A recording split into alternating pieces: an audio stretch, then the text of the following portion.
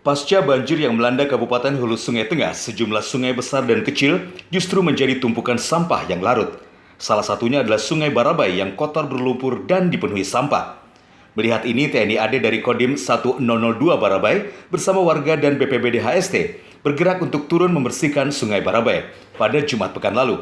Sebab jika sungai ini tidak dibersihkan, potensi genangan air kembali terjadi di saat hujan terjadi. Selain membersihkan sungai, upaya pemulihan pasca banjir juga dilakukan Pemkab Hulu Sungai Tengah. Salah satunya dengan mengirimkan 2 unit alat berat eksavator ke lokasi titik-titik longsor di Dusun Pantai Mangkiling, Dusun Bayawana, dan Dusun Pantai Uang.